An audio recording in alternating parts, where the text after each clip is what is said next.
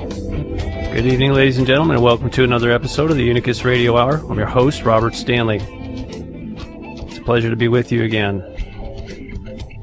So, Thoughtful Thursday, September 12th, 2013. Hope you're well. It's actually Friday the 13th, down under. I'm hoping that the ceremony went well for the original people of Australia. Our special guest this evening is James Horak. He's returning to give us an update on a very, very wild story that he reported here recently about an RFID chip allegedly being found in the skull of Napoleon. James, welcome back to the program. Thank you, Robert. I hope you're doing well this evening. I am fine, thank you. As long as the technology's working, I'm good. Understood. So, speaking of technology, how is it that you learned of this RFID chip allegedly being just found in the skull? And the other thing I'm curious about is, why did they even exhume him to do this, any kind of examination on Napoleon? Well, it's customary, especially with historical figures, but of course there's probably more to it than that than we'll never be told about. I see. When you're discussing things of this magnitude, you really don't know what kind of game is in play. I can only guess. All right. So I think you told me that this has not been made public, and yet somehow you found out about it. Isn't that how you positioned it? Well, I've known about the time intervention that it involves. Oh, I see. Was there a public source that you can name as far as... No, I just happened to know about it, and then it started being talked about. Oh, I see. And has been resourced from different points of view on different sites now for a while. Right. Its significance, of course, comes about with respect to world developments today and the fact that we are headed for oblivion. We're right on the verge of World War III, and there doesn't seem to be any wisdom in the decisions making at the level that could avert it. So there's no point in not talking about it.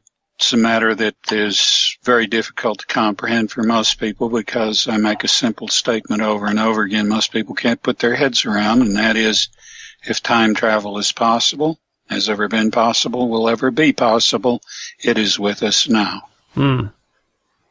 Okay. Well, yes, you'd mentioned to me before, and this audience, you said that there was a big event happening on September 9th, and apparently it must be successful because we're still here, right? Yes, and that was the base timeline for creating this alternative timeline by changing history due to that intervention, which was to put behavioral bias chip in Napoleon, which led to him starting to act like what he hated most, and that was the elite monarchs, emperors of Europe, and the Jesuits, who were continuing to conduct a new Inquisition. And everywhere where Napoleon succeeded, he removed the Inquisition. That's one of the first things he'd tackle. And he'd destroy the records. Sometimes he'd make them public. I wouldn't say he was a democracy because democracy didn't have much meaning at the time, but he wanted a continuation of the revolution. And then after that chip's put in his head, it isn't but a few years later that he is declaring himself emperor and carrying on the trappings of almost a new dynasty of royalty in France, so soon after they had rid themselves of the Ancien regime. And instead of being a forwarding advance on the revolution, he became steps back. And so it's not much of a projection to suggest that he might have made the same kind of revision to his military prowess and even his military conduct and perhaps secret agenda at Waterloo. But in the base timeline, the timeline fully manifested, he wins at Waterloo. In this timeline, which was created the instant that this alternative was created on September 9th of this year, of course, it went the other way, and we are at the mercy of the Rothschilds because of it.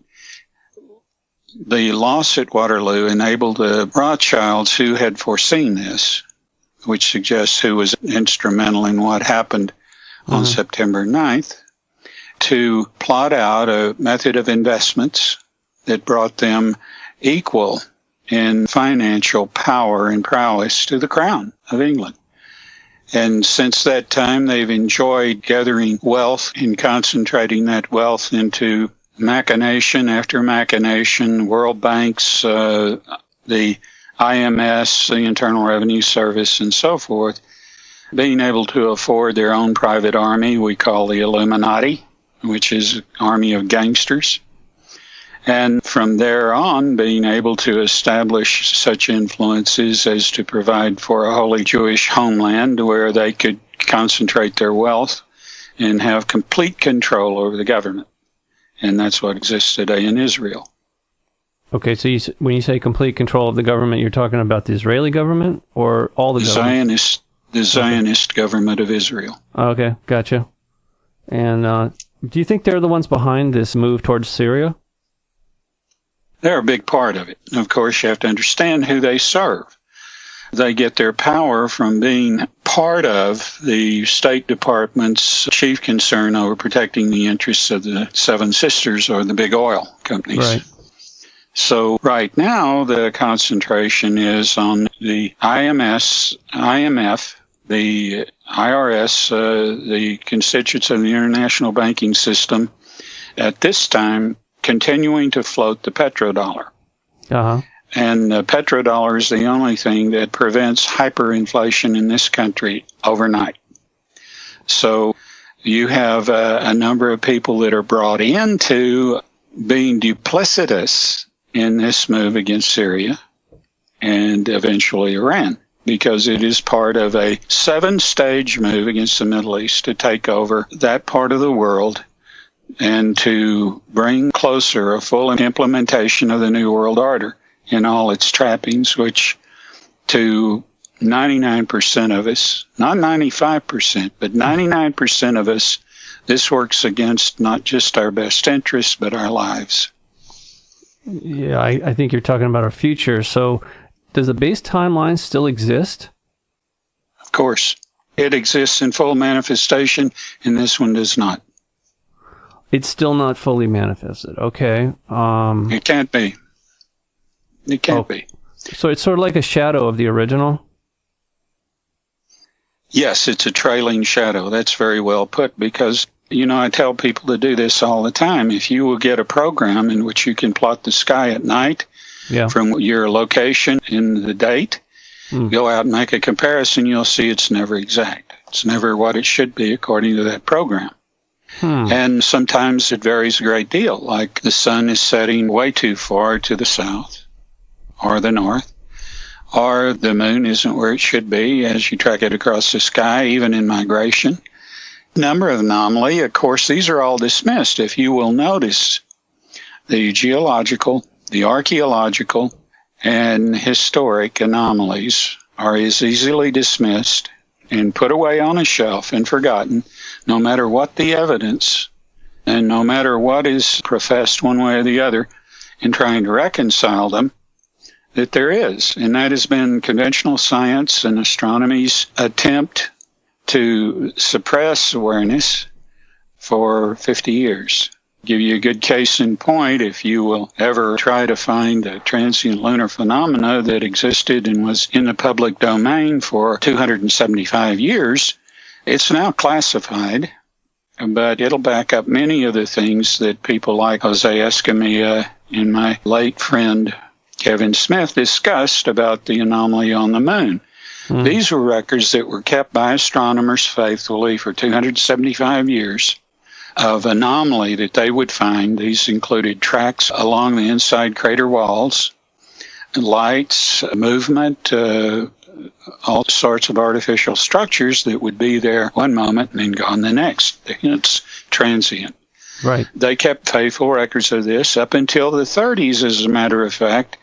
Even with lower-grade telescopes that are used in observatories, people could see the green canali on Mars. They were networked and were obviously artificial.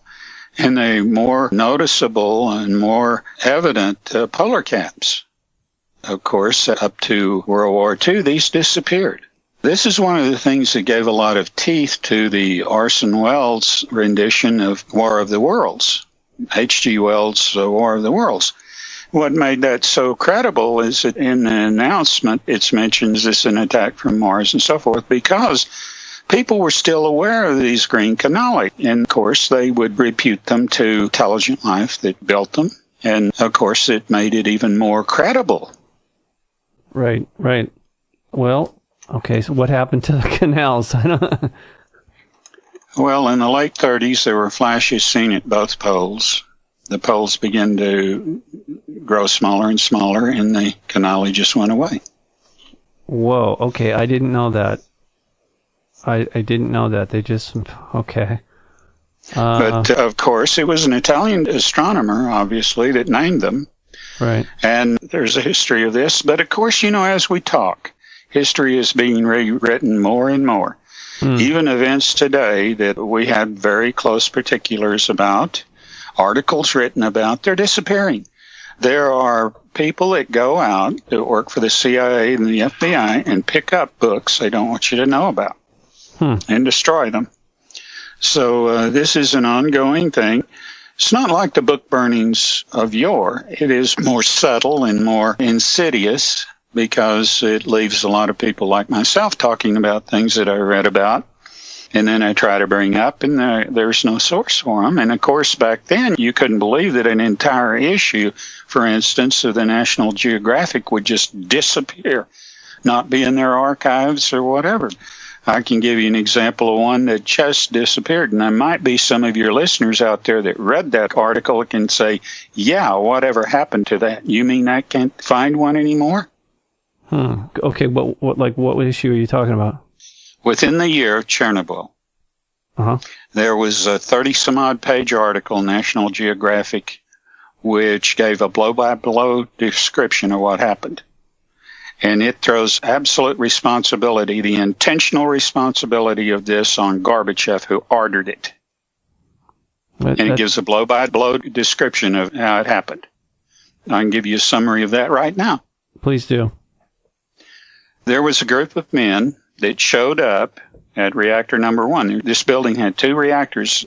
The number 2 reactor, they kept running and online for about 10 years after number 1 went blue. And this group of men show up and they have orders signed by Gorbachev. They go to the control room of reactor number 1 and order them to fire it up 100%, which you don't usually ever run a reactor at 100%. After it's fired up to 100%, they order the cooling system taken offline. Nothing happens. Then they order the backup cooling system taken offline. And then you can guess what happened. And that is in that issue of National Geographic. Wow. But you say that's been removed. I still may have a copy of it in my garage. I had that with some other books that were equally books that I wanted to keep for sure, and I had them stuffed back, I thought, hidden in the hot water heater blue. Leaked on that box, and I went out there, and they had set for a while because I didn't realize that it had gotten up that far in those boxes, and they were all mildewed, and I may have thrown it away. I haven't looked because the garage door has been off its hinges, and I've got a big safe that's in the way. So I just kind of let it go by. But in recent years, I brought this up, so I may venture out there and take a chance on getting clobbered by a garage door to see if I still have it. I also have some other things that I've mentioned and talked about that people are having a great deal of difficulty finding. Yeah. This issue was within the year that went. It shows an aerial view of the cooling tower smoking and part of the reactor housing blown away. So it is pretty obvious, and I think it was probably taken from a helicopter. Okay, so let's speculate. Why would Gorbachev do something like that, knowing it would cause so much damage to his country? He was a plant. I see. He was one of Kissinger's fair-haired boys, and his whole purpose was to bring down the Soviet Union, and that's exactly what he did, and this was the final nail in the coffin of the Soviet Union. Wow. Okay. That's why he could speak English as well as you or as well as I can. Yeah. He was educated in the United States, but he always pretended to have an interpreter. He was a plant. That's why he seemed to be good friends with Ronald Reagan. Of course. Good friends with all the members of CFR because he was one. Okay. All right. Yeah, I'm getting a kick out of all the pundits. They're pissing their pants about Putin. Yes, that was an alliteration, folks. He would even dare to mention God, in a New York Times editorial. It just cracks me up because the level of rhetoric has been ratcheted up so high right now, and there's no clear national security interest in Syria that I've heard stated or seen evidenced at all. And so I don't know why these guys are so hot to trot. You heard this term before, wargasm? Yeah. Well, have you heard this phrase before, eternal war? Well, that's the planet. That's our planet. Yeah, unfortunately.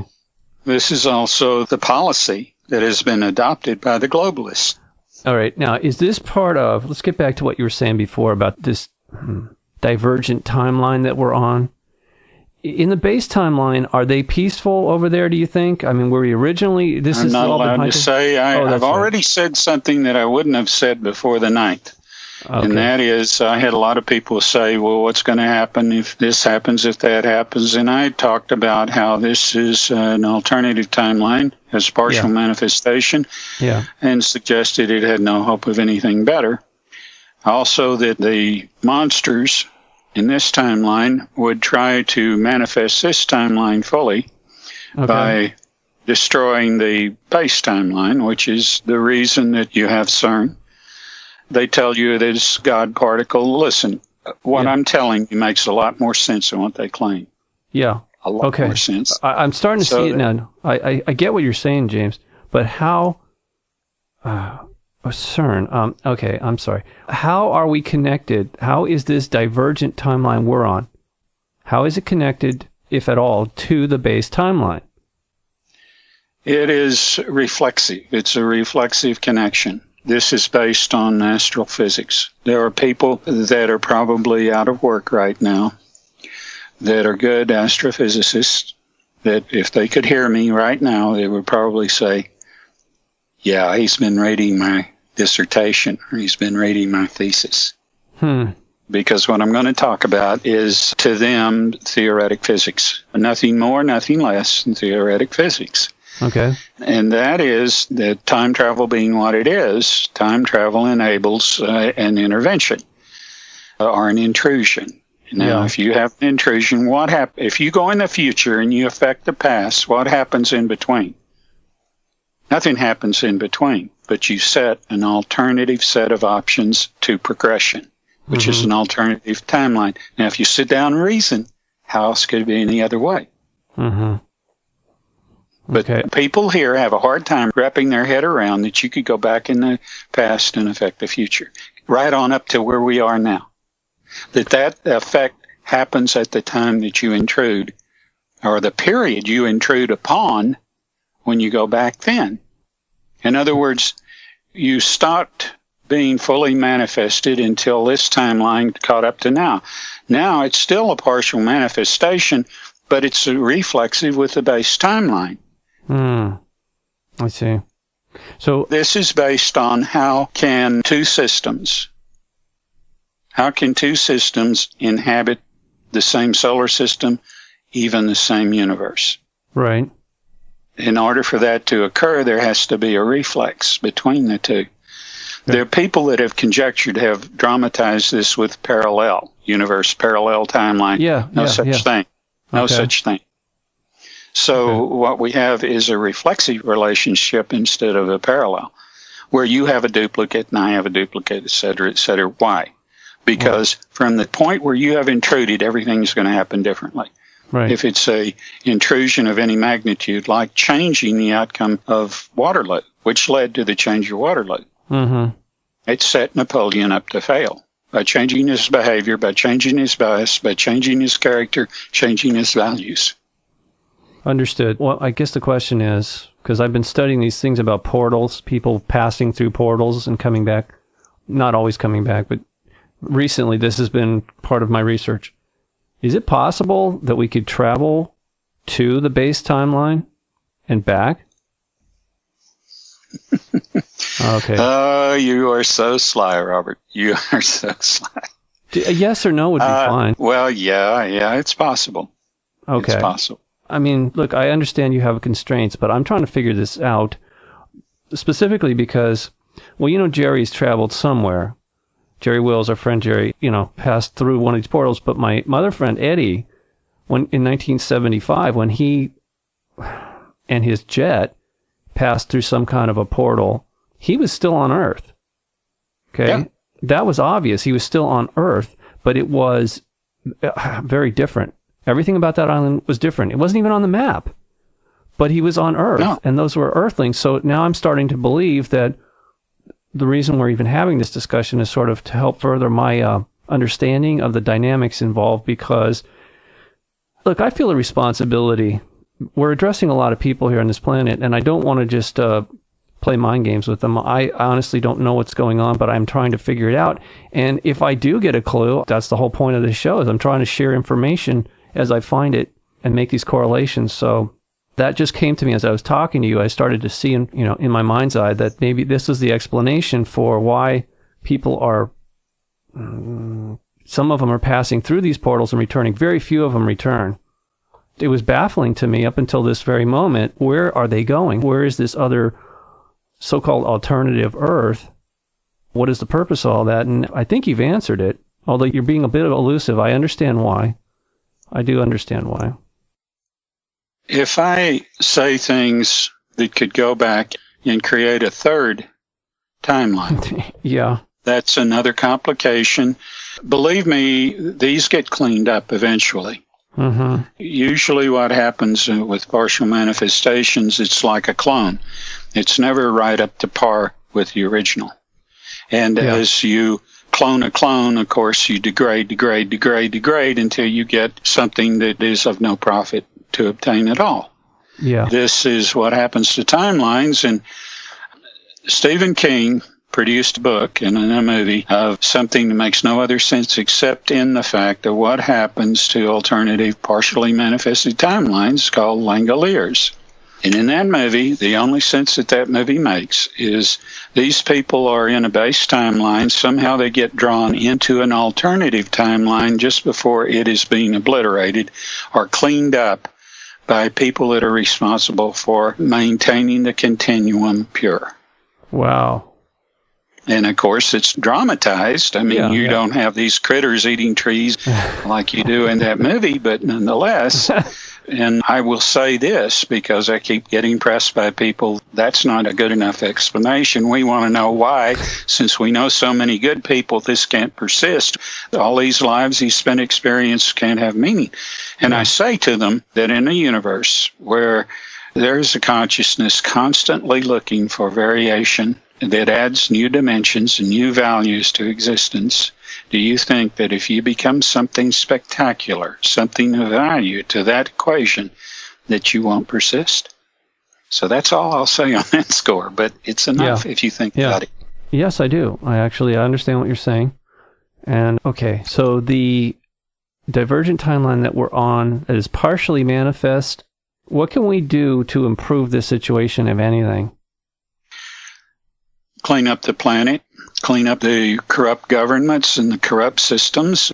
I hear all these people ragging on the Republican form of government, ragging on the Constitution and all that. It's because they don't understand it. They don't read it. Yeah. It was designed to prevent everything that's going on today. Okay. But when you start breaking the checks and balances of the system that was handed to you on a silver platter, and everything was meant to protect you, and it gave you inviolable rights. It gave you a sense of dignity for everyone. It gave you a law that is equal before all. And you slowly let that erode away, not just the principles, but the very practice of it at all levels. When you let that erode away, You sit there on your hands listening to the excuses, listening to the expedience that was described by doing this, by changing your social contract with the powers that be. You got what you asked for. And now it's time to realize where it leads, to wake up and see that it is leading to extinction, and take your power back, put those in power out of power by any means necessary, and then clean up your government. Those that have committed criminal acts, give them the same justice that they would give you, and progress on. Find ways to maintain the social contract as it was intended. There's nothing wrong with it. The Constitution of the United States of America is the only improvement on the Magna Carta there is, and it is a work of brilliance. And anyone that challenges it is either an idiot or a criminal. And all these changes to it over the years should be reviewed for their need. If they don't affect the freedoms, if they don't affect the rights of the citizen, then you can consider them. But they should not be passed by a body of men representing others who have no vote. And first of all, clean up the voting methods in this country.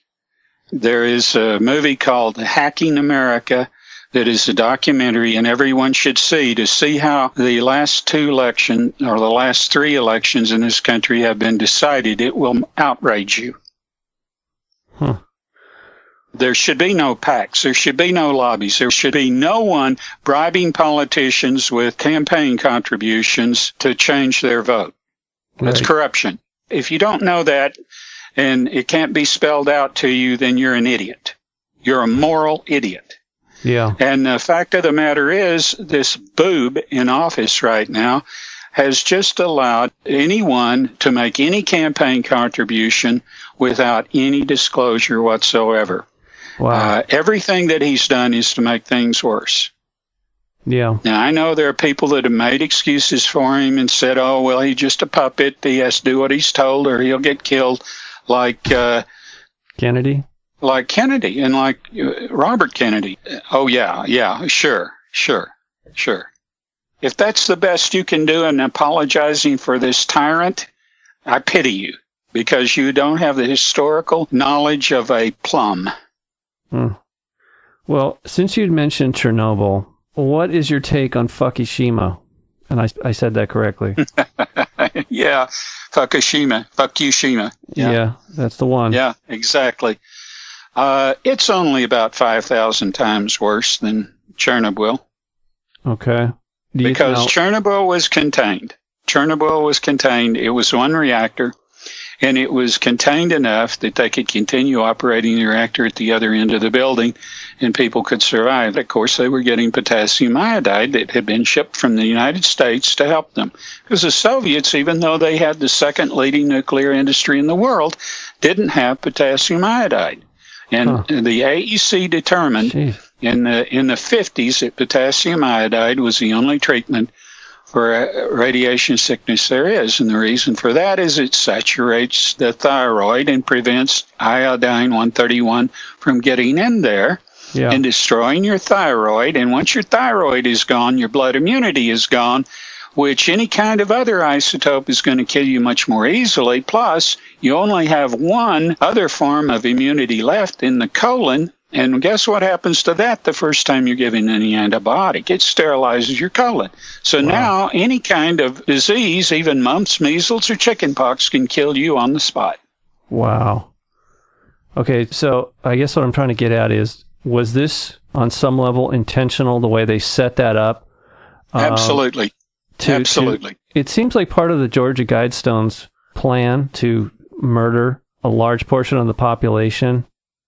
Well, they had a virus in their controls. Really? At Fukushima, yes. The toxic virus, which was engineered by the DOD just for this. And, of course, the people that were responsible for monitoring that equipment were Zionists, Israeli company.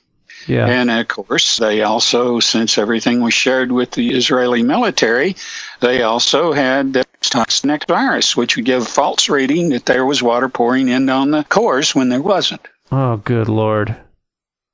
Oh, good Lord. So it wasn't just the MOX fuel being stored there and all that crap. The MOX fuel was experimental, and it was in the reactors at reactor number 4.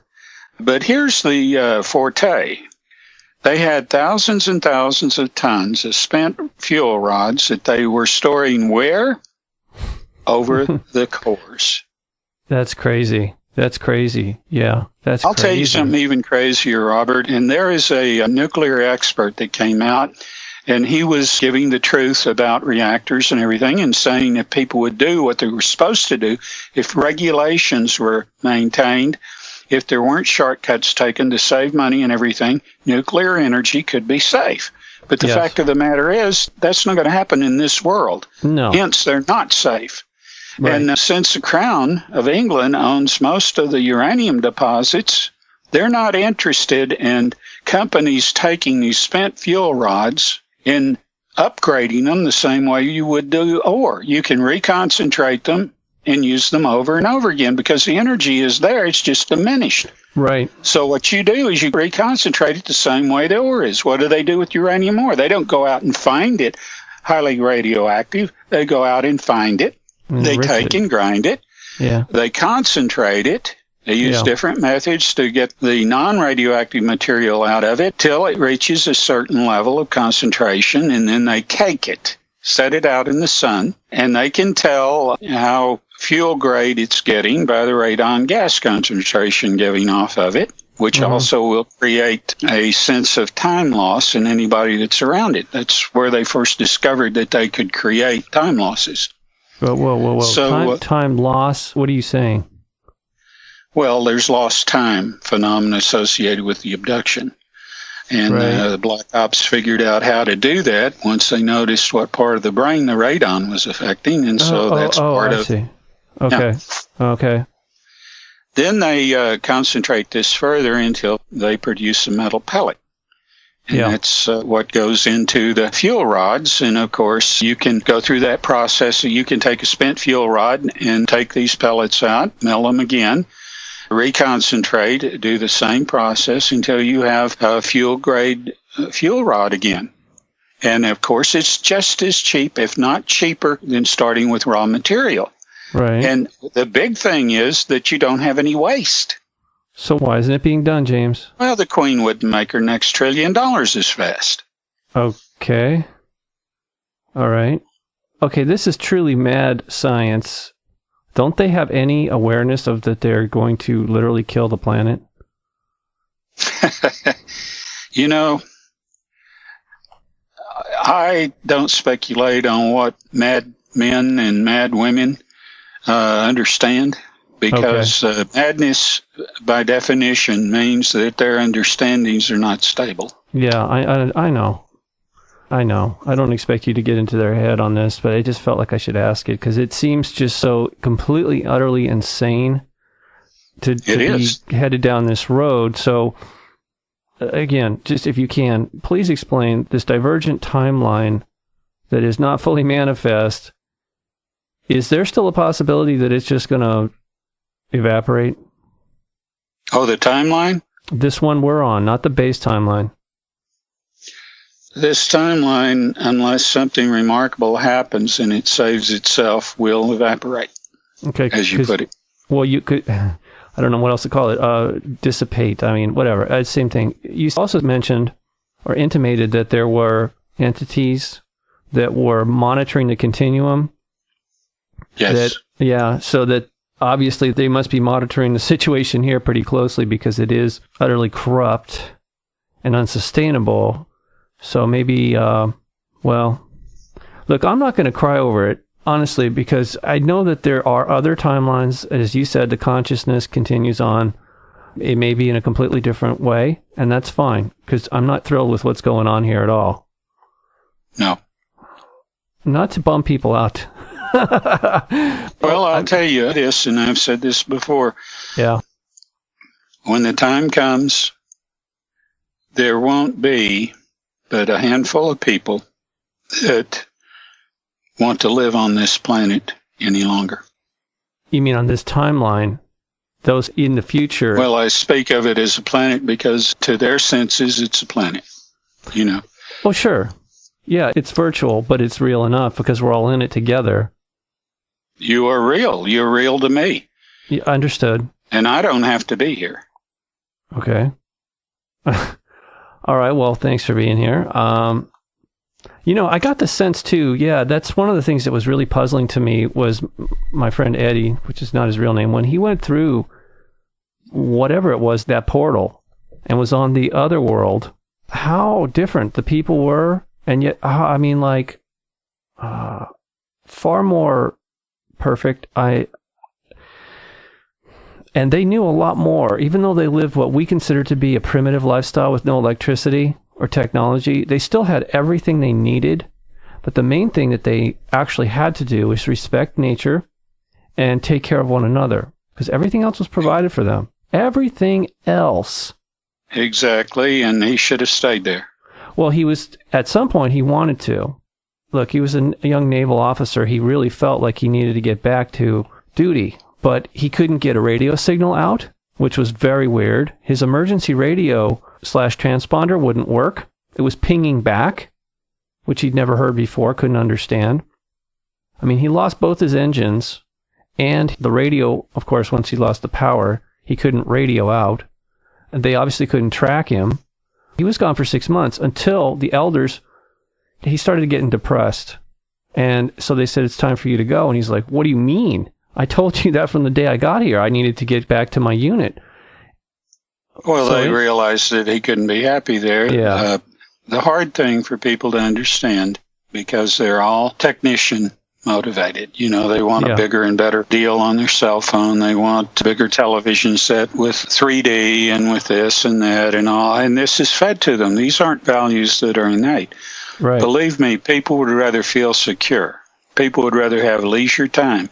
People would rather have places to go to meet other people who have like ways of thinking and so forth, because the machines are taking away our greatest asset, and that is our being gregarious.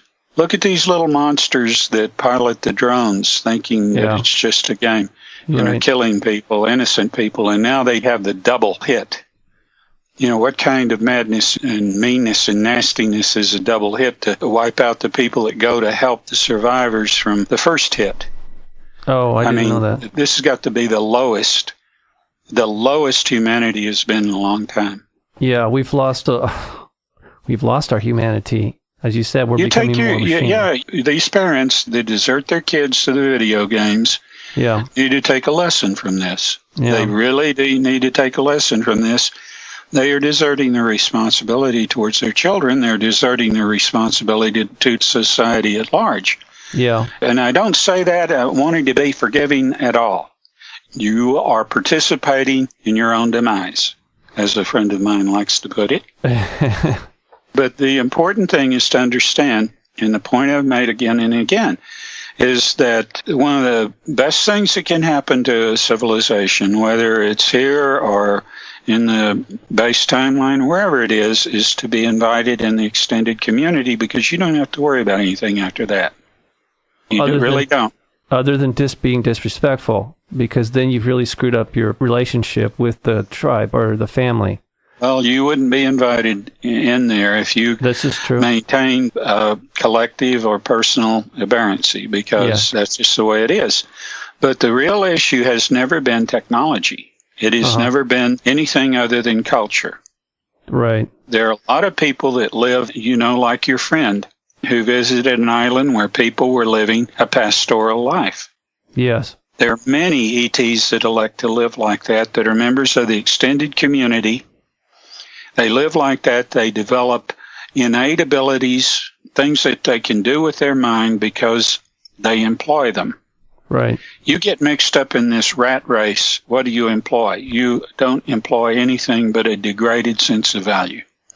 You have no proper respect for your leisure time, therefore you don't know how to use it. Yeah.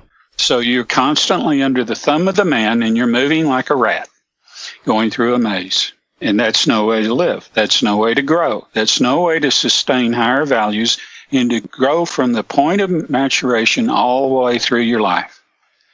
And then maybe you would live to your pure life expectancy, which is not 75, not 85, not 95 years, but 144 years, which is a sacred number to the arcane. Yes. Designated as the mortal life of the soul. Okay. Some sort of harmonic or frequency. You know, what Eddie told me, too, is that the elders actually looked like 40 years old when they were 80-something. But he said their eyes had changed. The color of their eyes had changed from a bluish green to a dark black. I mean, other than that, everybody was extremely healthy because of the food, the air, the water. And that was the other thing he couldn't figure out, was how come there was no planes flying over or ships passing by, and yet there was like remnants of old shipwrecks, not a lot, but enough. And of course, the natives had scavenged this, the things that they wanted anyway, like furniture and clocks. They said the clocks were just a curiosity.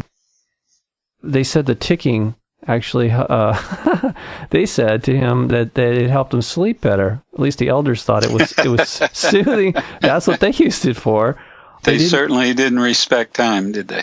Well, not. They weren't a slave to time. Not numerical time. They had a natural rhythm. They did keep. I asked him about this. I said, they have a calendar, and he said, yeah, but it was all astronomical, based on equinox and solstice. And he said they were the happiest people he'd ever met in his life, and the healthiest too, and most well-adjusted and fully integrated, fully functional relationships that they were having. Because I asked him, I said, did you ever see anyone arguing or fighting? And he said, no, never. No. Can you imagine? It boggles my mind when I think about the difference of the way we live here on this timeline. Now that I know, I mean, see, I've been puzzling over this since the beginning of the year when I got that story, came completely out of left field, and I kept wondering, why am I getting this information? What is the point of all of this coming to me in like so highly focused, you know? I pay attention to things like that. Synchronicities like that don't just happen by accident. It happens on purpose. I mean, that's what a coincidence means. It's where things coincide, coming together. So anyway, I appreciate the fact that you were able to help me see that, but I'm a little, man, I think I'm really, I think I'm going around the bend, honestly. Now, I mean, it makes me feel a little nuts, James, now that I'm seeing it this way. Look, I don't mind being here, but I've always felt a pull towards what I guess you're going to call the base timeline. Specifically that way, that unadulterated way of life isn't just appealing to me, it speaks to my soul, okay? I ache for that, James. I ache for it. Well, there have been a lot of people that have, in the early explorations, you've always heard of the mutiny on the Bounty. Yes. That's what that was all about. They didn't want to leave Tahiti. Right. And they found that pastoral way of life, and they saw how beautiful the women were. And they didn't want to get back on the ship, and yet they knew that if they sent Bligh on his way with the ship, he'd come back and hang him for mutiny. Right. So they took the ship and put him in a longboat. Bligh still managed to get to civilization and didn't lose a single member of the men that stuck with him. And wow. A lot of people don't really notice that after the Great Mutiny, Bligh became an admiral. And his account of the mutiny disagrees with the popular account, Mr. Hall's account, tremendously. And he wrote his version of the Mutiny of the Bounty. I've got a copy of it around here somewhere, so I know you can find it. Right. Everman Press edition. So, but the importance about a pastoral way of life is that it gives everyone leisure time. You know, they're elders, but there's no social strata that is earned by greed or avarice or lust for power or any of that. Yeah. An elder is selected on his wisdom, and you know, there's a consensus of who's wise, and it's usually on the money. Yeah. And, you know, we don't have that. We haven't had that in our politics. We haven't had it in our affairs of state for so damn long. We don't know what it tastes like anymore. But I'll tell you one thing. If there's one thing that the people of Earth hunger for, that they have a yearning, whether it's not totally realized or not, but it's there, it lies there, maybe even dormant, but it's there, and that's a yearning for justice. Yes. A yearning to see the rich and powerful get away with all that they get away with and not being judged by the same laws and in the same way they would be. Yeah, not vengeance. Most of us cannot feel secure when we see this preferential treatment given the rich and powerful. Right. And since we're the vast majority, why in the hell do we put up with it? It's a good question. Why in the hell do we put up with it?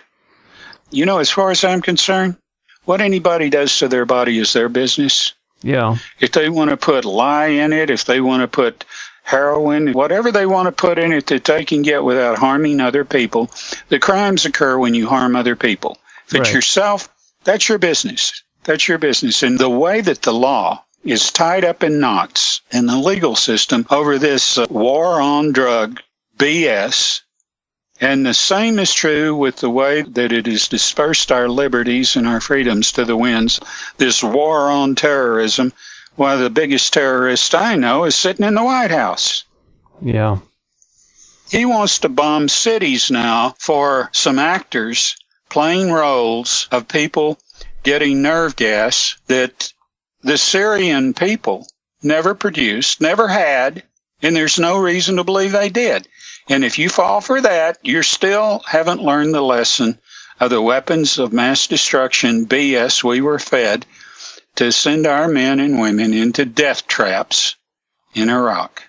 Right. And most of those death traps we caused because we exposed them to this uranium, this depleted uranium. Yeah.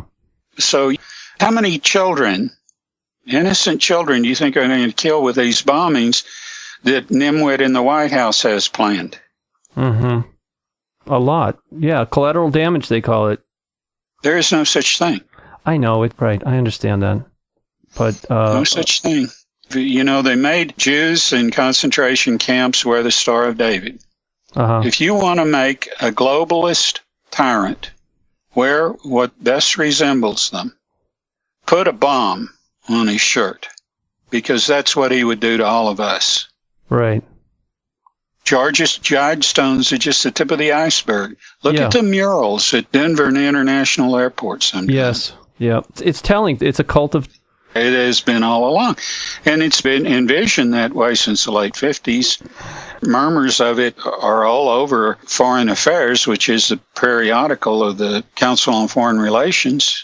Mm-hmm. And if that doesn't do it, just poke your nose in some of the more recent things like this TPP thing coming up that a colleague of mine is going to speak about in a show that she has coming up.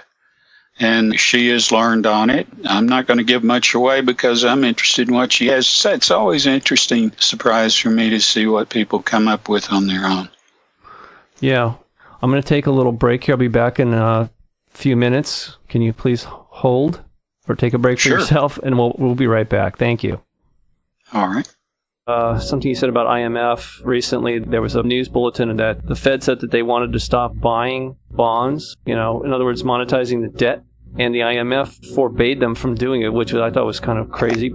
It seems like there's a level of economic warfare going on against not just one country against another. It seems to be that they're destroying the entire system. Dismantling, yeah. It makes the rape and pillage of wealth that much easier. Pension funds, IRAs, all of these are going to be up for grabs if people just continue sitting on their haunches watching it happen. Yeah. Waiting for the famine that will ensue once the dollar is hyperinflated. What are you going to buy a loaf of bread with? You got $10,000 to pay for a loaf of bread? No. No, I Just don't. remember what happened towards the end of the Weimar Republic in Germany. Right. Yep. I read that was a leftover. A lot of that economic woe was leftover from World War I. Oh, it was leftover from a design to loot one nation for the benefit of the bankers. Right. Germany was extremely in debt after World War I, and they couldn't dig themselves out. And that's my understanding of history. The other thing is they were also even further in debt after World War II, and yet somehow... It was going on in Russia, too. Yeah. So the international banking scam was responsible. I mean, after all, who started World War I? No one's found out who assassinated that Duke, that Crown Duke. Mm-hmm. No one's found out who assassinated him, but he had the most to gain. The people that loan money to countries for war. Right. And who is that? The Rothschilds. Yeah. Well, this, again, I can't really get into their head, but it doesn't make any sense because it is not sustainable. They're actually dismantling the whole system that they set up. Or is there some other even more insidious system that they are trying to implement that I just don't understand? I think there is a communication barrier between the implementers and the elite. I think the implementers are so fed up with the elite that they are leading them on with delusions of how they can escape the mess they created. I see. That they may still have bases on the moon or on Mars, or that the underground cities that they have built can sustain life longer than it can.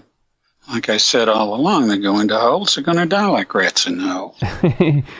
Okay, I'm starting to see a glimpse of how they envision the future is some sort of satanic utopia, and that they are engineering. So yes. they're the antithesis of the natural life, the pastoral life, as you put it.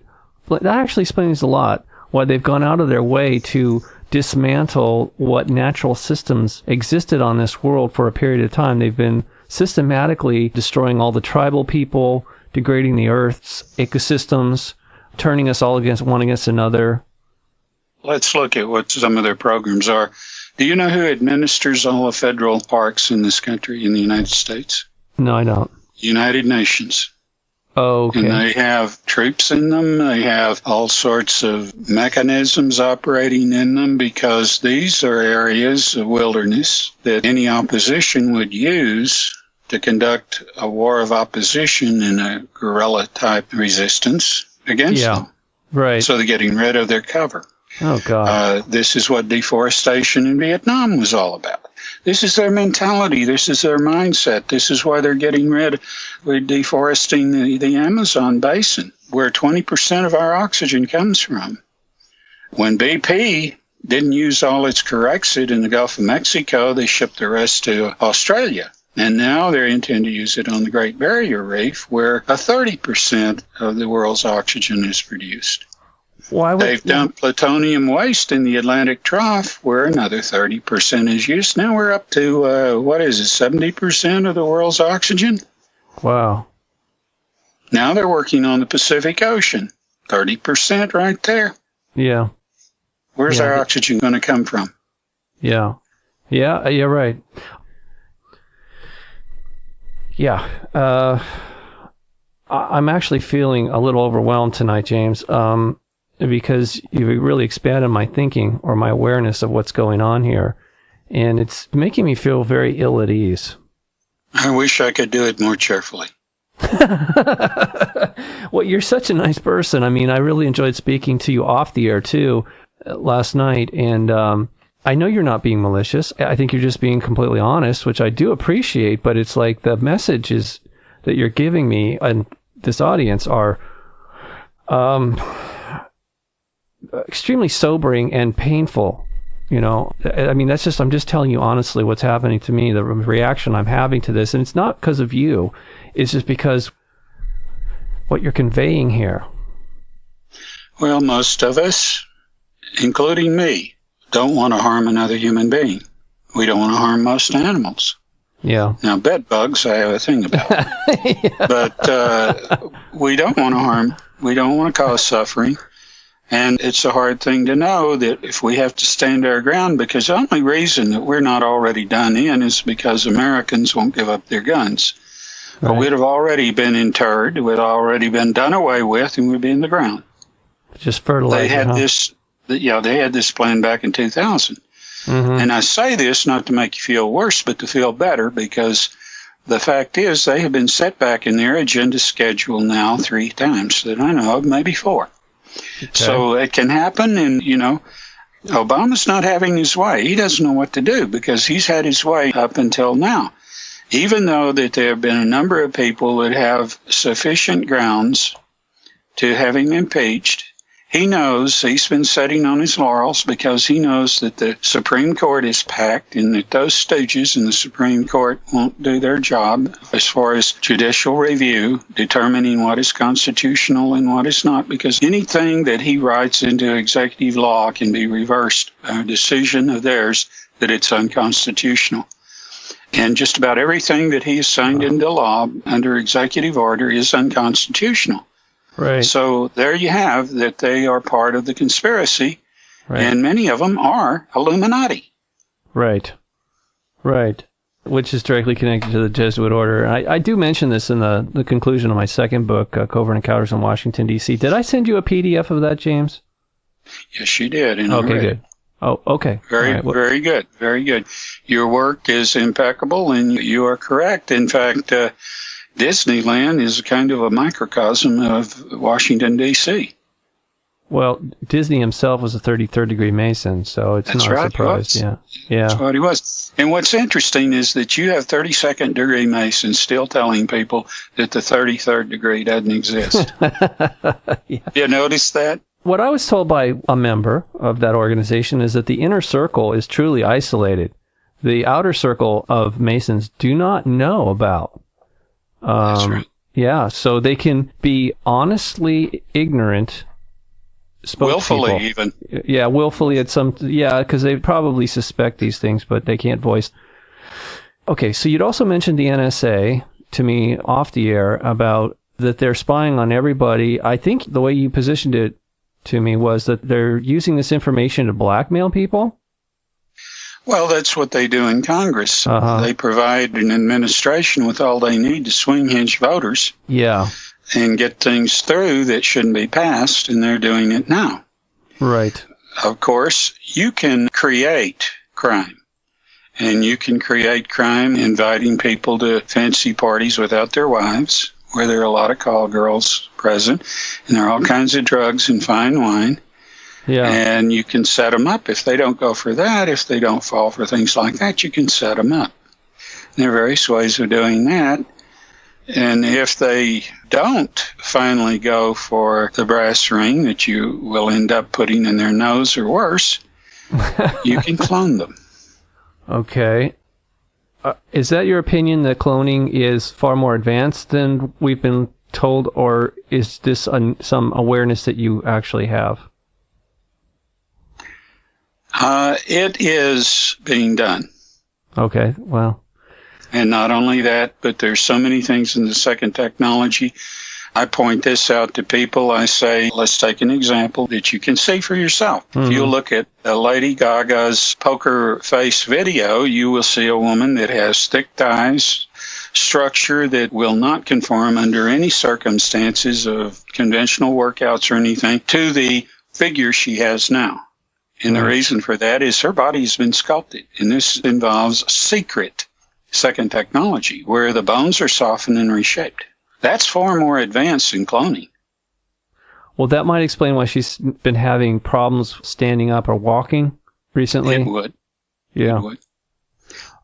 Technology is not the answer for many things, but people don't realize that, like, for instance, prosthetic surgery.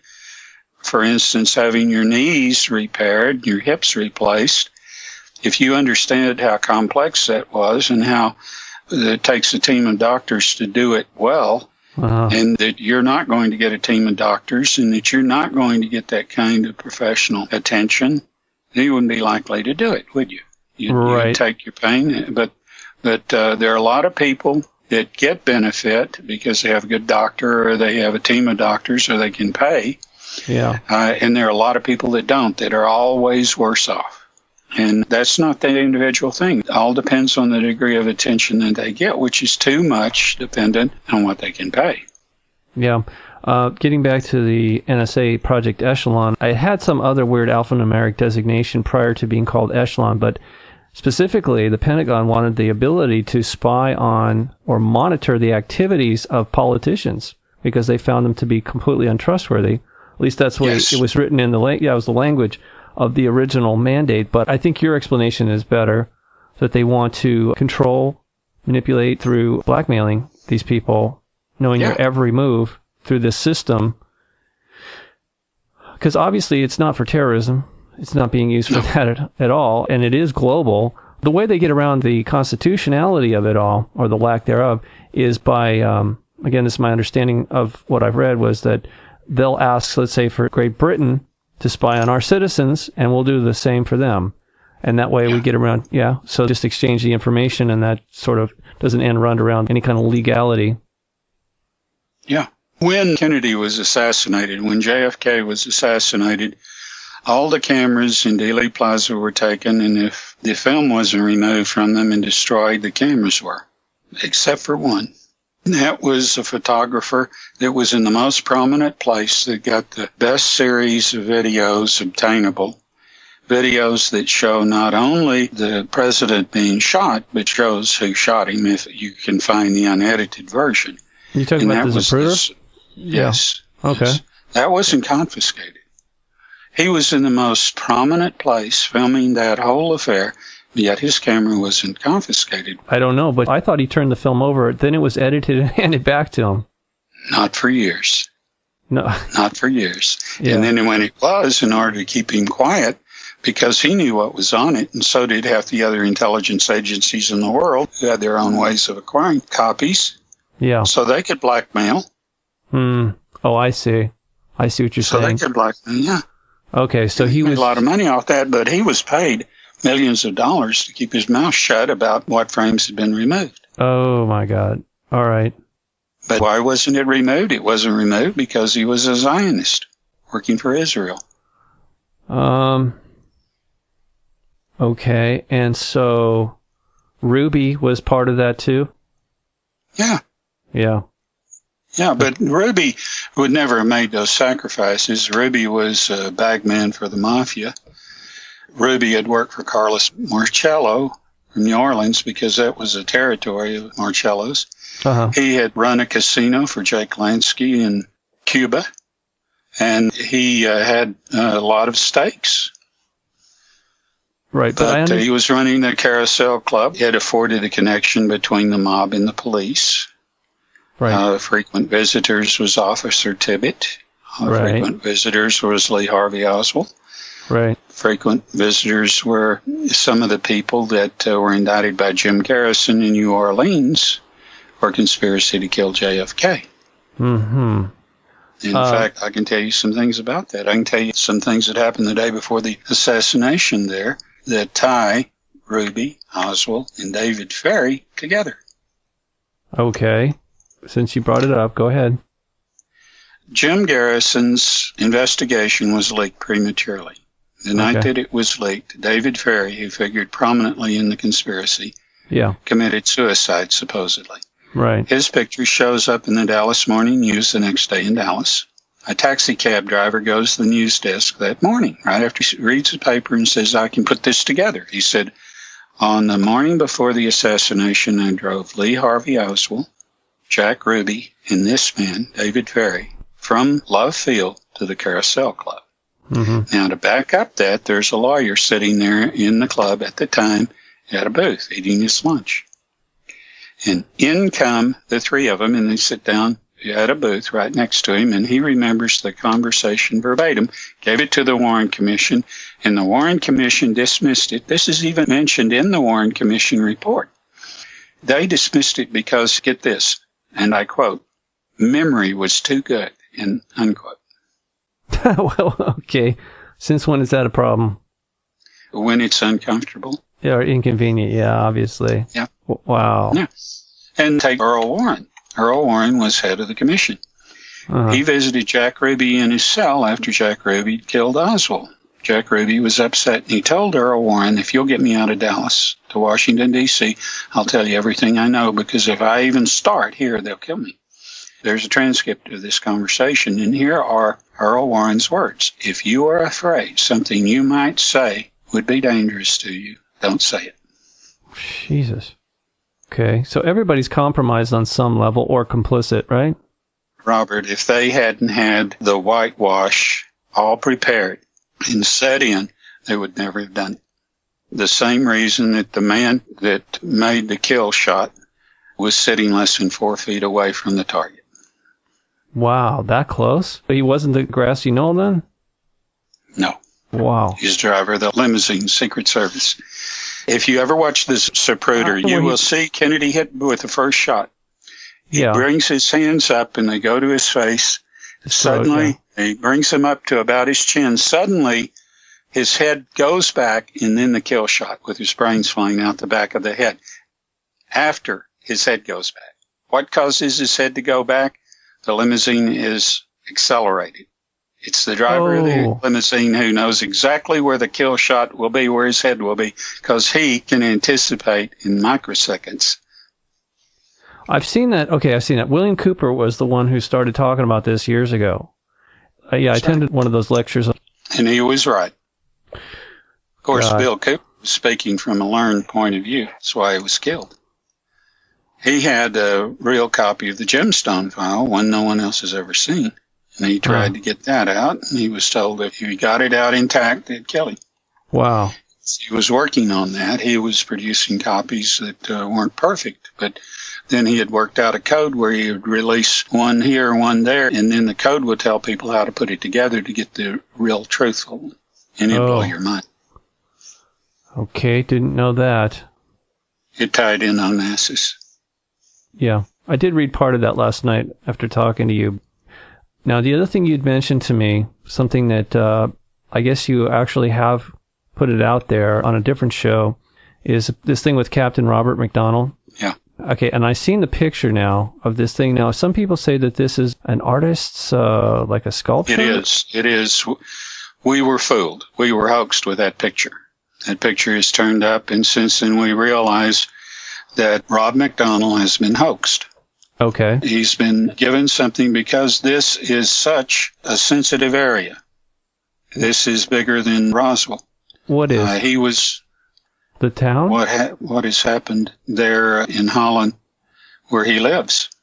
Okay. In the Netherlands, is this particular town, they're having paranormal activity and somebody's trying to keep a lid on it, so they're throwing out disinformation? Yes, I know that Kevin Smith had found out something about it that he wanted to relay, and he wanted me on the show when he did. Right. And then he has a heart attack, goes to the hospital, comes home the next day or so, or maybe been 2 days, but with a stent in his heart. Yeah. He called me, and we talked, and he was excited. He was in a clear frame of mind. He was energetic. He was optimistic. He was up. Yeah. And so... that night, he dies in his sleep. Yeah, and Jerry Wills had talked to him at around the same time you did, and he confirms everything you said about what Kevin's mood was and what he was interested in doing besides the music, which he was ready to do again. Oh, yeah. Or continue. He was looking forward to it. Yeah, absolutely. Yeah, I'm very high spirits about the music, obviously. That was a passion for him. Yes, he had told me and you and Jerry and obviously others about there was something very, very profound going on over there in the Netherlands, and that Rob McDonald was at the heart of it, or certainly had his finger on the pulse of it. So we can only speculate if this is what contributed to Kevin's death. I hope not, but as I told you off the air, he had mentioned to me, he said that accidents can be arranged. So hopefully... Jerry revealed that while Kevin was involved in this, and it might have been on the show, he received a phone call. Yeah. And the phone call was from somebody, it wasn't Rob McDonald, that said that he had pictures of these animals. Uh-huh. And then all of a sudden, Kevin can hear him say, "What are you doing here?" And then there's a click and nothing.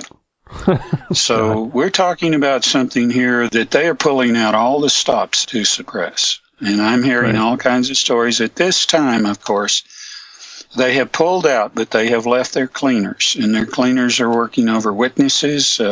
People are losing their memory. Wow. All sorts of things are going on. I'm hearing all kinds of things, but because we've already had one hoax, I'm waiting to see what develops. And the last time I spoke with Rob McDonald, which was today, he had become ill over something that had happened to him online, and I'm waiting for him to get back in touch with me. I personally think that they were thinking that all of his supporters would jump ship on him and throw him under the bus and all this because of that picture, but I'm not. And I have faith in Mr. McDonald. I know enough, and so did Kevin, to know that he is quite a character, That he doesn't have to make things up to have wonderful stories to tell. And I do know that they will pull out the stops like they did in Roswell. They killed people. They did all kinds of things. And they'll do it here because this is even bigger. This relates to something that they don't want out. Well, when you feel comfortable, as you get more information, could you please keep me posted and possibly come back and share that with this audience? Maybe I can bring Rob McDonald with me. That'd be good. Yes, I'm fascinated. Yeah, absolutely fascinated by his story with the popsicle boat. Oh, I tell you what, it's something. He's got pictures of it. Yeah. He involved the kids in it, and they were so excited. He has a foundation for helping children, and it's a good man. Right, but he got caught up in something that was pretty ugly. And the thing that captivated me about his story or those experiences is that they are not out of context. I have read many different accounts, especially in the area of that particular North Sea where he was. A lot of sailors have seen weird stuff coming out of the water, going into the water.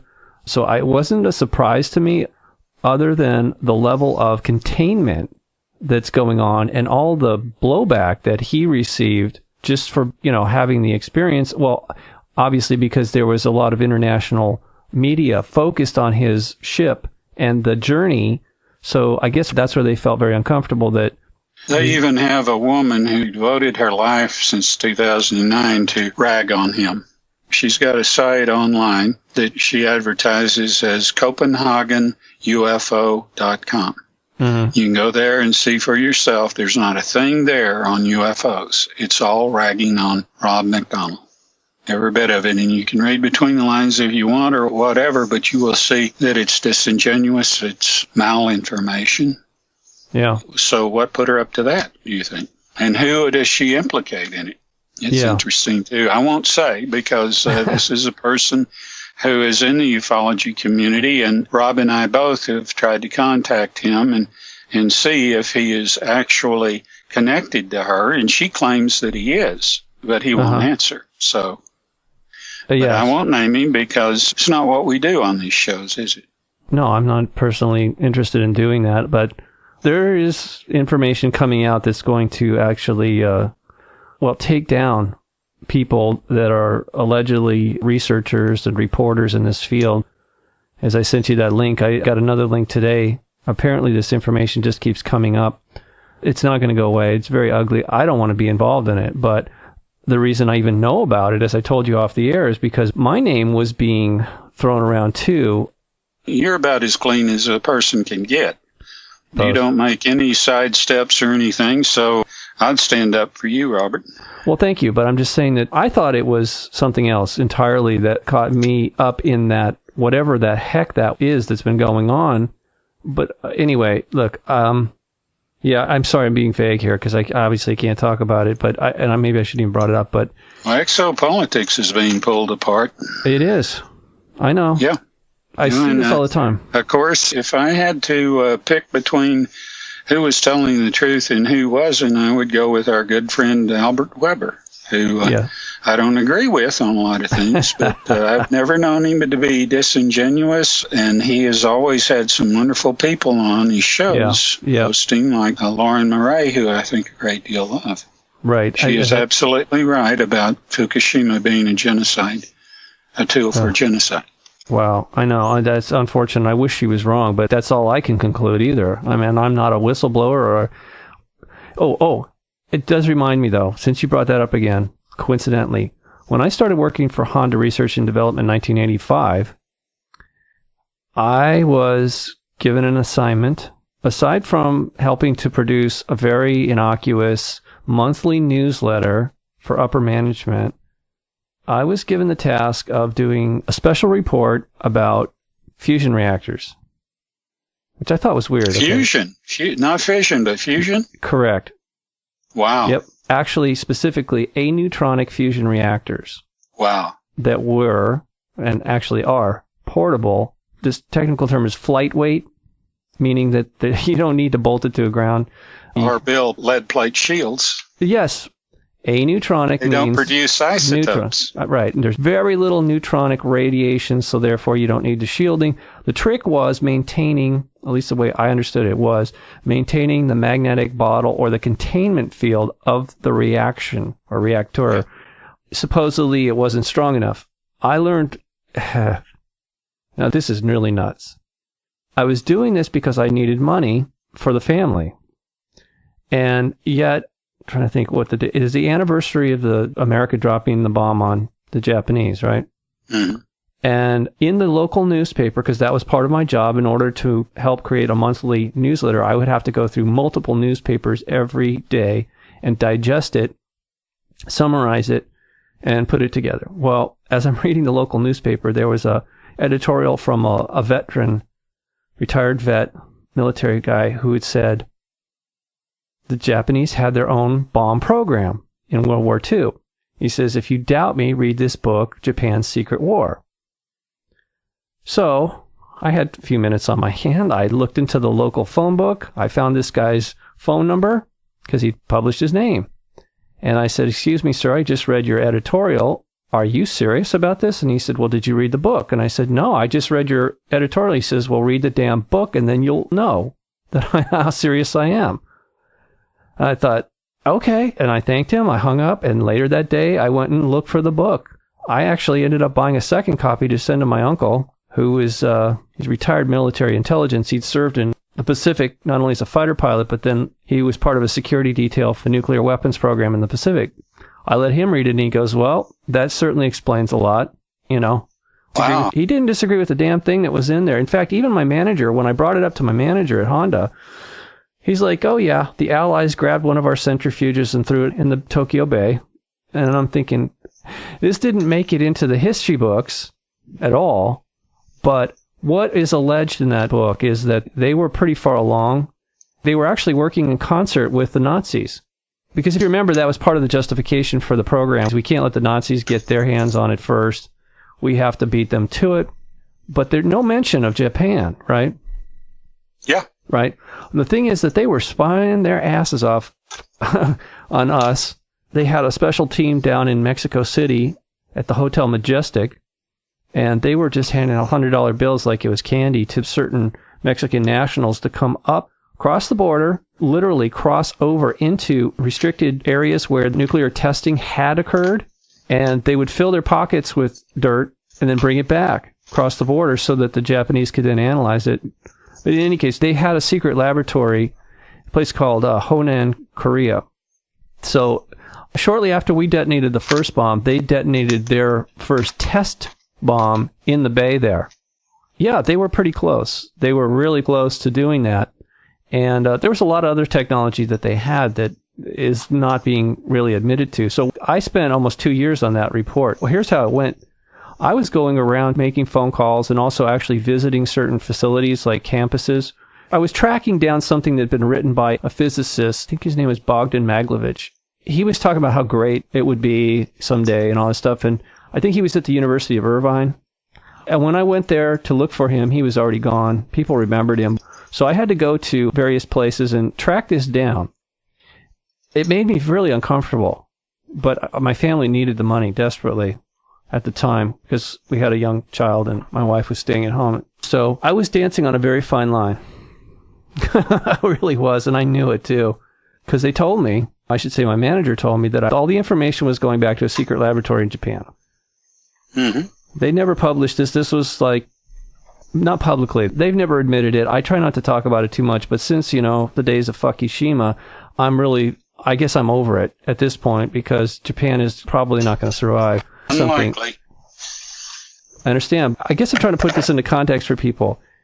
Certain elements of the Japanese government made a deal with the devil once they started going down that road. And it came back to bite them ultimately with Hiroshima and Nagasaki. But obviously, what's happened now is even worse. Again, I'm sure this was all planned. I think they may have even been baited into it. But for whatever reason, that's what really happened. They definitely had a nuclear weapons program in World War II. And I'm sure there's people out there that disagree with what I just said, but I don't give a damn, honestly. I know what I know, okay? I was there. I spent a lot of hours of my life doing the research for them. And they weren't just like casually interested in this.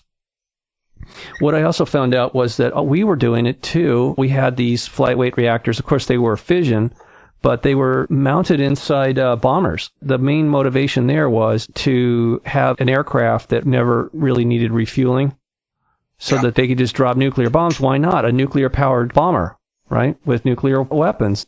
That was the thinking of the day. So that was confirmed to me. They were trying to develop one in General Dynamics. Yeah, right. And Popular Mechanics, or was Popular Science, ultimately ran a thing about the Air Force flying saucer. It was a flying wing of sorts. Sort of looked like the heel of a shoe, but it was also a very exotic aircraft that seemed to be part of that deal. Nobody seemed to know this, but I was very clear. When I looked at the diagrams of it, I go, okay, well, that's where the reactors were going. It's real obvious. I mean, one of the things I found out, I won't say how, but is that the Navy actually came up with a better idea of all the branches of the military. They've had portable nuclear reactors for the longest time, right? Functional. They had one at Little America. That was the cause of Operation Hydrant. Wow, that far back. Okay. So one of the things that I was told by somebody in the industry was that instead of using what they call a magnetic bottle to contain the fusion reactor reaction, that the Navy had come up with a composite material that actually could contain the heat of a fusion reaction without melting. And so it's gone forward. As far as I know, those reactors are functional, but of course they don't exist officially. So anyway, I'm sorry I even brought this up, actually. Yes, they developed a metal that has an internal heat coefficient of 0.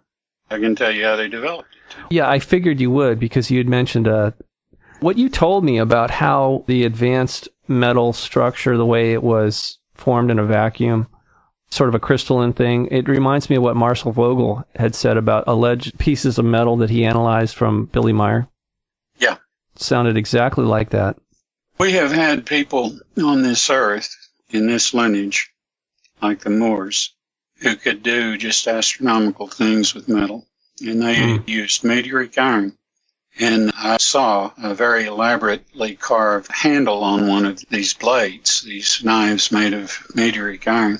Most incredible thing I ever saw. And it was in my hands for a little while. I didn't have the sheath it came in, which would have made it worth a small fortune. But I showed some people that deal in military and historical oddities and so forth, and they were willing to pay quite a bit of money just for that dagger.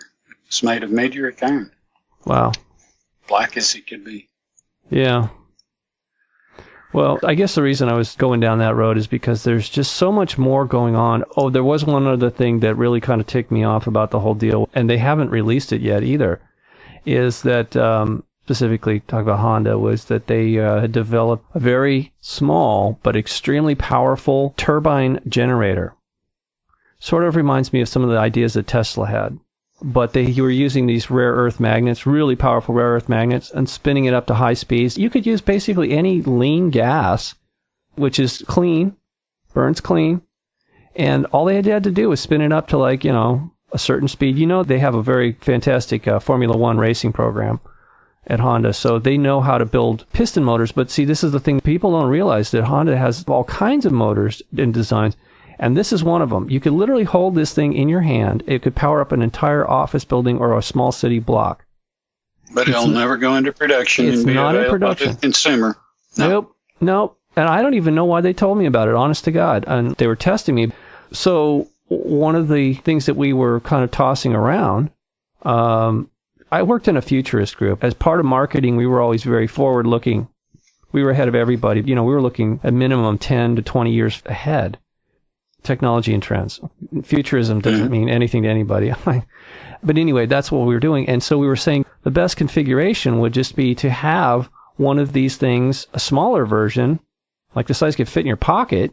You could do this in a car. It would be incredibly efficient. And you would have like 2 or 4 electric motors. And you wouldn't need a bunch of bullshit batteries, excuse me, but that's what they are. You would have capacitors that would feed the system on a real-time basis. Once you fire up the turbine, you've got more than enough electricity to run everything in the car, even with 2 wheels. It would be like a slot car without the track. It would just burn the tires right off the car. Well, every once in a while they come out with something and it's produced for a little while. I have a watch Yeah. It's Seiko, and you won't see very many of these out there, but it has battery in it. It has quartz movement. Uh-huh. But the battery is charged by an automatic winding device. So you never have to replace the battery. Okay. I've been wearing it now for 2 months. It has not lost a second. I've never seen a watch as accurate as this little jewel. And it's self-winding, you say? Just the motion of your arm? Yeah, but the movement is a quartz movement that's operated on a battery, but the self-winding mechanism keeps the battery charged. Isn't that neat? So it's a hybrid. Oh, that's weird. Okay, that's cool. Oh, man, and I love it. I don't wear watches. They drive me crazy. I don't like jewelry or watches really at all. That's kind of how I am. But there goes your Christmas present. Actually, this is my early Christmas present. Speaking with you again, getting to know you. Specifically after Kevin passed away, you and I started to actually talk off the air quite a bit. And I really appreciate your friendship, James. I'm no substitute for Kevin, but no. I'll try to keep you entertained. Well, no, it's not even about that. I can't sing to you now, Robert. Yeah. Well, Kevin wasn't much of a singer either, but God, he cracked me up. He was such a character. I mean, he is such a character. And when I'm talking to you, I sense a lot of personality like Kevin and intelligence too. Look, whether Kevin was still with us or not, I really, really appreciate your friendship. It's like getting to know you, especially at the time when, I think we were all suffering. Well, I like you too, Robert. Thanks, James. I really appreciate it. And I don't know what the future holds. And if I did, I probably wouldn't want to overly indulge people in, I just don't think it's healthy. We have to be here and now and take care of the situation at hand. That's really, I think, what your message is coming across to me. Alleviate as much suffering, hope for the best. Yeah. I mean, this is a time to be living in because we're going to see justice done one way or the other. One way or the other, yes. Yeah, if we live out a natural life expectancy, probably won't. But if we do, we're going to live to see. We won't be dying, leaving our loved ones behind in a hopeless situation. It'll be resolved one way or the other because, I see more and more people just fed up with what's going on. They booed McCain. They booed Hillary Clinton en masse. That's good because it shows that they're beginning to enjoy reality. Historically, that's what happens to people that take that kind of dictatorial position. Tyrants always get shamed. Even though they have no shame, in the end, they are shamed publicly, ridiculed, and run out of town or worse. I would vote for worse. I bet you. I know they deserve it, but yeah. I want to see Hillary Clinton in a clown suit with these big, huge, size 15 shoes and see her face painted up and see one of these big feet kicking her along, boom, boom, boom. You're not moving fast enough. Move. That would make my year. Yeah, I know John Kerry has a very unpleasant fate ahead of him, too. I think everybody that goes down this path, I actually, on some level, they have my sympathy because I know it doesn't end well for them historically. It never has and it never will. No. Anybody that's devoted to war on misinformation, disinformation, and just lies is a monster.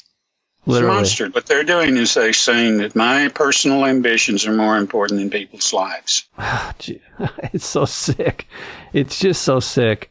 If I had to suggest a clone to you, it's Mr. Kerry. Okay. But let me ask, since you brought it up, how long has this program been going on? The cloning? My guess would be about 12 years. So when Dr. Beater was doing those shows back in the 80s, do you think he was just full of it? No. One of the things that I said had no point until they learned how to interface the human mind with the computer. Because you had to load that clone's mind with enough information, personality, and so forth that he could pose as a genuine article. Of course, there are dead giveaways in the fact that every time when Kerry was sitting before the Senate subcommittee on the voting whether to go into Syria or not, or whether to take a military action against Syria, every time his face would come in full, the camera, it would blur. Why? I don't know, but they want to hide a full frontal of him, or what? Well, they say it was Botox, but whatever it was a bad job. Why would a man ever use Botox? Well, I think Biden did it too, but Hillary, when she was up there for questioning, remember how she conveniently was like having some brain problem? She couldn't see out of one eye, and she seemed really completely confused. They've obviously done something to her. Yeah. Didn't have anything to do with soul removal. She didn't have one. Yeah. Okay. Is that part of what's going on with the cloning? No, souls are inviolable, and I shouldn't have said that. That's just my own prejudice speaking, because I can't stand that woman. She killed those men, women, and children at the Branch Davidian compound in Waco, and if Janet Reno had her say, in fact, Janet Reno used that as a blackmail card to keep her job through the second term of the Clinton administration. And Dick Morris is the one that revealed that. He didn't know exactly what it was about the Branch Davidian thing, but he knew that Janet Reno had something to say about Hillary Clinton's part in it. Oh, God. Yeah, there seems to be a long history of burning people alive that the Satanists really seem to enjoy. Shooting a woman with a newborn baby who's nursing on her in a doorway. And then, do you know that the head of the SWAT team that was back behind the Branch Davidian buildings when the buildings caught fire, shooting anyone trying to escape, was the same sorry SOB that killed that woman at Ruby Ridge? Wow. No, Japanese jerk. Really? Yes. That was his reward for murdering a woman with a newborn baby holding it in her arms. Didn't have a gun. Was waiting for her husband. Okay. This country's got heavy debts to pay, and people that stand in the way will pay them for the villains. That's the way justice is rendered. Yeah. Well, okay, I'm not going to sugarcoat it. I'm just going to let it stand as it is, because I think you're speaking truth to power, and this, unfortunately, is where we're at. So if we don't clean up the mess, we're going to have to suffer with it. And, that's right. Yeah. And your children, men and women out there, your children deserve so much better. But it's going to take courage and determination and waking up to provide for those children the world they need and deserve. Yeah. You brought them here. Right. All right, pull them James. away from those video games and do things with them and teach them, and you learn yourself. Yeah, I had to deal with that with my son. He was getting into that Call of Duty, and I basically had to take it away from him and said, look, I don't mind if you do other things, but, he says, I know the difference. And I said, yeah, but part of your brain doesn't. These things are designed. Right. They're designed by the military to train you, to desensitize you to shooting other people. I said, that's not entertainment. That's not fun. No. So, yeah, I've dealt with it. I don't know how successfully, or I should say I'm dealing with it because my son has just entered college, and that's a whole nother level of crapola that I'm trying to, help him through that. He'll be hugging you for that soon. It won't be too long before there won't be any daddy you this, daddy you that. He said, there'll be, daddy, thank you for helping me becoming a man. Yeah. Well, a good man, there's a difference. Anybody can grow up. Doesn't mean you're really going to mature into a decent human being. And that's why... And you're not a man. You're a thing. Yeah, you're just another, cog in the wheel. I don't want to contribute to that insanity, okay? And as best as I can. It's one of the reasons I decided to be a stay-at-home dad. Although that's a good thing to be. And let me tell you something. Yeah. That is a respect for your child. Right, because he's the future. I also know... especially as a young man, I didn't have any guidance from my father. And I was, radically derelict for a good portion of my teen years. And I didn't want my son to have that experience. If I had the choice, and I did, I worked part-time at home. I was still working for Honda. 5 or 6 years I worked at home part-time for them, even after I left the office, so that I could be with my son. Instead of leaving him in a daycare situation, I didn't feel comfortable about that. It actually worked out. I mean, it was good for him, but it was also, in a way, it actually helped heal me from a lot of the emotional scars that I developed growing up without any real fatherly guidance. So I'm grateful for that. And I guess I'm just mentioning it to let people know that we can always do better. Our true potential is much greater than we've ever been led to believe. And so this is not really, I know we've talked about a lot of stuff tonight, but it's not to press anyone. It's just to awaken people, alert you, this audience, that the peril that we face together. Nobody's immune from this crap. Well, all that money that they gave bankers and corporate heads for screwing over shareholders and screwing over pension funders, All that money that they gave them, if they had taken that same amount of money and paid off everyone's debt. Yeah. Paid it off. Student debts, credit card debts, house payments, everything. They'd have paid all that off. They'd have still had money left over to give to people. Yes, everybody in this country, every single person in debt in this country. And they could have used that money to pay off the banks, to pay off, Yeah. And the only difference would be there wouldn't be a bunch of diamond heel son of a bitches taking their money out of this country and bringing it down that much further. You know what always amazes me when I hear it come up is foreign aid. Where in the hell are we getting the money? My understanding is we're at least $70 trillion in debt now, if you factor everything in there. It's not foreign aid. It's foreign bribes to foreign national leaders to do what the State Department wants them to do. That's what it is. That's what it is. But where do they get that line of credit? Obviously the Fed. But isn't that criminal? I mean, if anybody else tried to pull a stunt like that, they'd end up in jail. Yeah, well, these people need to end up in jail, too. Right. I think the first thing to do is take these action-packed committees and find a big hole in the ground for them. I think that everybody who runs for public office needs to draw from the same well. Yeah. That all of the media corporate concerns run television stations and radio stations by law will afford equal time to everyone that's running for public office. If it's at the local level, say Dallas, Fort Worth, or wherever you live, then it's local radio stations, TV stations that afford these messages equally across the board to everyone, free. Yeah. That's running for office. It qualifies. And then do it on a national scale. So there's no money being spent to determine the outcome. And then these votes, they take an equal number from each party. If they're independents running, they have to take an equal number. And in each precinct or each district, however they're compiling the votes, they sit there and everybody works together to come up with the figures using pencil and pad. And they sign the pads. They're tallied right then and there in front of watchers from all the parties concerned that are watching over their shoulders. And they come up with the figures and call them in on the phone to people on the other end of the same phone. And that's the honest-to-God way. What difference does it make if we go through paying billions and billions of dollars for machines that can be fixed and rigged? Yeah. And people don't believe this. They need to see a documentary that was made. It's a full movie. It's called Hacking America, and they know exactly how those last 3 elections were rigged. And I'm talking about for the presidency. Right. Okay, James. I'm going to wrap it up here, but I definitely look forward to our next conversation, and I do appreciate your time, as always. And, anytime, Robert, it's my pleasure. Anytime you would like. You don't have to ask me. Just tell me when and the place and time, and I'll be there, and we'll have our duel. No. Okay.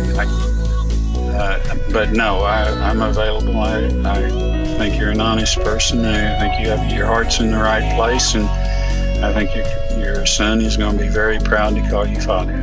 Thank you very much, James. All right. Well, I'm honored to know you and have you on the show here. And I'm going to keep in touch with you, whether you like it or not. I'm going to keep in touch. Please do. Please do. I would be that much lonelier if you didn't. We're losing too many of the good people.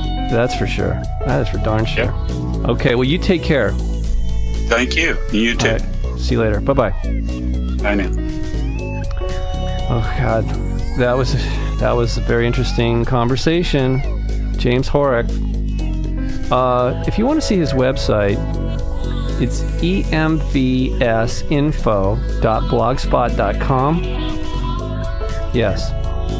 emvsinfo.blogspot.com. James Horak, everybody. I hope you enjoyed this show as much as I did. It's been a thoughtful Thursday, September 12th, 2013. Till next time, good night and God bless.